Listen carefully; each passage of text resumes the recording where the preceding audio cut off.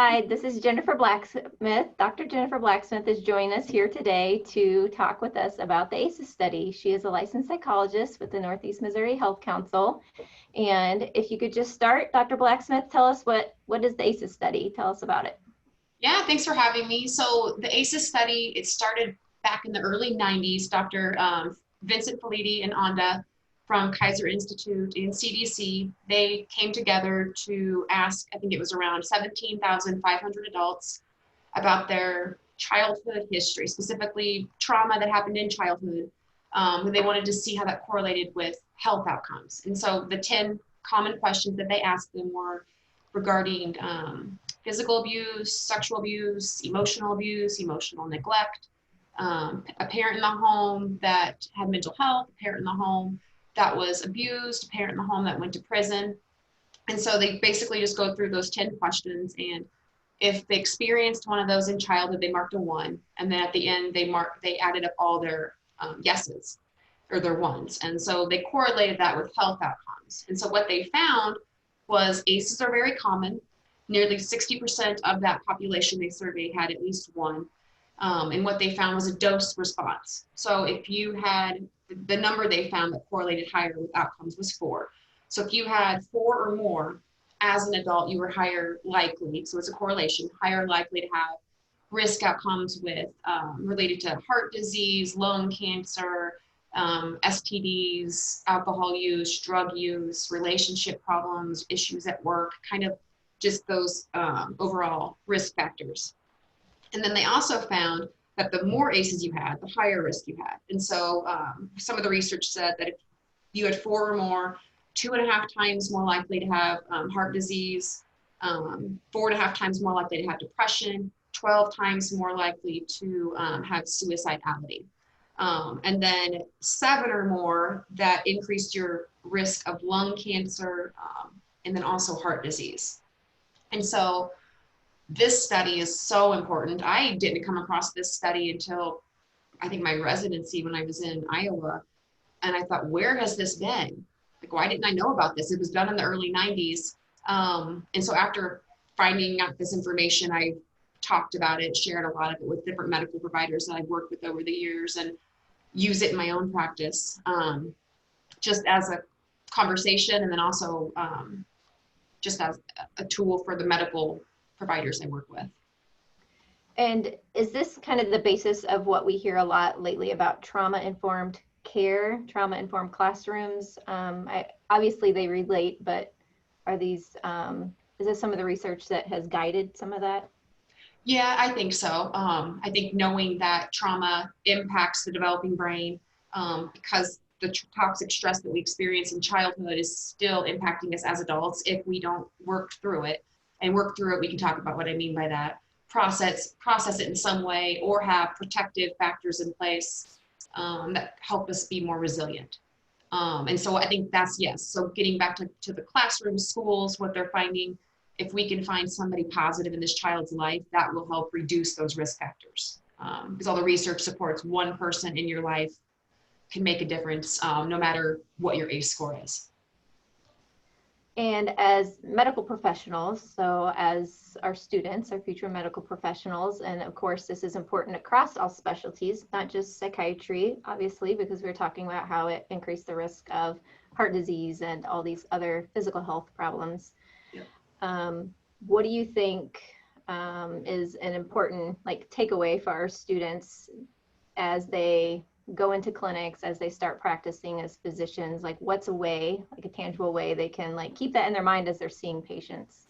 Yeah, no, great question. So I think just knowing this information right there is the first step. And then thinking, how can I work this into my practice? And so there's different ways of doing that. But I mean, just thinking in terms of, I have patients coming in for these routine checks, or I have the chronic kind of physical illness that some patients are just always in for something. I don't know why I don't know why this is going on. They a joint pain or back pain or fibromyalgia, like just different, generally stress related. Yeah, we don't know a reason. There's something going on, but I don't know why. Knowing this information can be very important to sharing it with patients. So what about your childhood? What did you experience? And then kind of giving them the research on this. Well, the research shows, 4 or more chances of this happening with your health is higher. And then just validating them and letting them know that information, the research is shown to be very effective. And so a lot of medical providers will ask, well, what if this opens up a whole conversation I don't have time to do? And I'm like, I get it. You're going from room to room. It hasn't with us at the Health Council. We've been screening and just actually collecting this information for the last couple years, and overall good information, and it's been validating for a lot of adult patients. Hasn't really increased behavioral health referrals. We've had good experience with patients saying, nobody's asked me that before. Wow, that makes sense. Oh gosh, so this isn't my fault why I feel this way, and I've been going through all this. So things like that have really come out of that. Yeah, that's amazing. And I know as a patient of the Health Council, I have got the ACEs questionnaire asked to me. So, which was encouraging because I'm so glad that that's, going across and we're looking at people as their whole person. So if we have students that kind of look at this and they're like, oh, wow, I maybe have high ACEs score, and I'm a future medical provider, what would you suggest to them? Well, I think, okay, yes, knowing this study and going back to what I said earlier, your ACE score doesn't identify or define who you are. So we can have a score of 4, 5, 6, 10, whatever, and you can still do amazing things. And it doesn't mean it's going to make your life's going to be miserable. You're going to have bad relationships. Things are going to be bad in your life. That's not what that means. It just means that you have higher chance of having these medical outcomes, and you have higher chances of this coming out in your parenting, higher chance of risk coming out in relationships. And so knowing this information, and if you've not worked through your past trauma, and what I mean by worked through is sat with somebody, processed it. This is what you experienced. This is where you're at. These are certain patterns that may or may not have came from this experience that you've had, and then moving forward through it. And so, I mean, I think reflection. So what is my self-care like? How do I interact with other people? And this is other people, meaning how do I interact with my colleagues? How do I interact when I'm under stress? How do I react when I'm under stress? How do I talk to my significant other? How do I parent? Thinking of all of those things. And if you feel like, okay, I'm pretty good in this area, all of these areas, I'm pretty rather healthy, you may not need to do anything with that score. It's just, okay. But the research on the ACEs study also shows that if you have a score of 4 or more, you're higher likely to have these risk outcomes, even if you don't engage in drinking alcohol, smoking cigarettes, all of those things that are risk related to lung cancer and heart disease. So you can have healthy diet, exercise is healthy, and feel like you're doing rather well, still have high correlation of those risk outcomes. So really making sure that you have processed your past trauma or the toxic stress you experienced, because those cortisol levels are still pretty high in your body, and that's how your body is working, even when we don't really think about it or know it.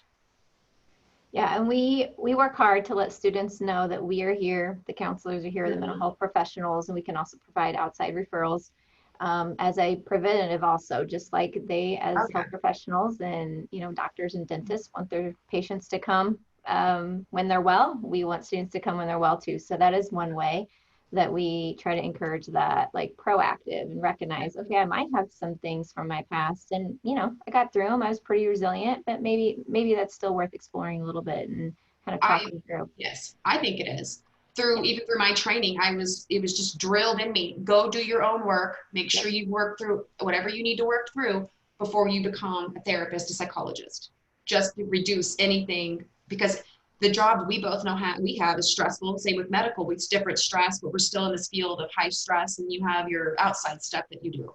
Parenting, being a wife, and just other stuff that we have in our lives. But if you don't work through it, then it will most likely come out in some way. Generally does.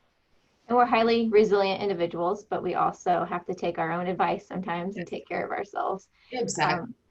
What are some self-care practices that really work to prevent and heal stress? And you might also talk about the therapeutic, the evidence-based therapy. I know that you provide EMDR. Yep. Are there other therapies or other things that you suggest? Oh gosh, yeah. So counseling in general is just a lot of research supports going to talk to a therapist, building that relationship and trusting somebody. There's a lot of research behind that, especially if you have stress in your job, stress in your life. But yeah, EMDR, eye movement desensitization, reprocessing. There's a lot of randomized controlled studies backing that up. And there's also a lot of research with that treatment for children. Yoga, mindfulness, meditation, exercise, go getting a massage. I mean, some of those may not be completely evidence-based, but they're part of that self-care. But you're talking about therapies, cognitive behavioral therapy, but trauma-informed, the somatic body work that's related to working through trauma, that's highly suggested. Yeah. Great, great. And then, I can't end this video without asking you, how do you see COVID-19 fitting into all of our discussions? Oh gosh, so COVID-19's made a really big impact on a lot of people. I think one thing that I've noticed, it's really disrupted connections with people. So like, even though we're doing this right now on a computer screen, it's different if we were to do it in person, or if I were to come to AT Still and stand there in front of the medical doctors and talk to them and have questions back and forth. It's just different energy. That's a big deal, not having that connection interaction with people, because your social engagement system isn't as activated. Stress. So if you already had stress, this added a whole nother layer of stress. Yeah. So it's really engaging in those stress reduction tools, skills, to make sure that you're not activated all the time, or you're feeling like your heart's pounding, you're on edge. That's not healthy. Yeah. And then, yeah, really just managing the stress through COVID, and also trying to still be connected in a way where you're meeting that need. Yeah. And really, I think a lot of our students have been super creative. Some, of course, are struggling, just as the rest of the population in the United States is, with the connection and adapting. And we have some students that are doing amazing things to adapt. And then I'm thinking about our students who are out on clinical rotations and seeing patients, and they're behind PPE and they're behind more masks and that connection. And so when we're talking about asking patients about their ACEs or connecting with their mental health, how that might be a barrier. And I know myself and you, we were discussing that most of our sessions are virtual at this point. I know a lot of physicians are that way too. And that's another layer. And so I think that we'll continue to learn and grow. I know that I've come a long way since March in my skills of Zoom and virtual therapy, and our physicians are having to find ways to connect with patients as well through various layers of PPE. It is. It's just getting creative with it, and yeah, just acknowledging this is hard and I'm stressed right now, and this is how I feel. And so just really, yeah, accepting isn't the same as liking it. You can accept it, but you don't have to like it. Yeah. Yep. And just knowing that we are all human, from our patients to our providers, and take a step back and do some of the things that bring our stress levels down, whatever that looks like to you. And just thinking of, okay, maybe some somatic work, maybe some mindfulness based, maybe some yoga. I've never done it before, but that might really, I've also not lived through a pandemic. So we're going to have to try different things and be creative. So, And another one I forgot to add, I talk about a lot, and I've talked about with you, is unplugging from electronics. Yeah. Like, even though like we might come home and scroll or look, and we're just being on that electronic big device is actually not always the best calming self-care tool. So you're not using your senses in the world around you to ground yourself. And so, yeah, just thinking of that's also, I think, really important, because it's easy to get lost in that when you're just done for the day and you want downtime. You just go and you just sit there. It's like, I don't want to think. I don't want to do anything. So it's not like it's bad, but it kind of is, especially if you're doing it before bedtime, and then your sleep is disrupted, and it's just this pattern. Yeah, for sure. We often seek unplugging by scrolling, but we never, I myself, I never leave scrolling something feeling rejuvenated. I often feel another layer of stress or thought or rabbit hole my brain goes down, right? Yeah. So it's best to try to have at least, I tell everybody, at least 30 minutes before bed when we're off screens, and maybe bring in some things that can ground us and be relaxing. Whether it's listening to music or Yes. doing a guided meditation, reading a book, or Yep. journaling. Yeah, definitely. Well, thank you so much for our conversation today. I think it's going to be very helpful. And I would just encourage students, if they're interested in trauma-informed care, the ACEs study, to do your research or let us know if you'd like more information. Thank you. Yeah, thank you.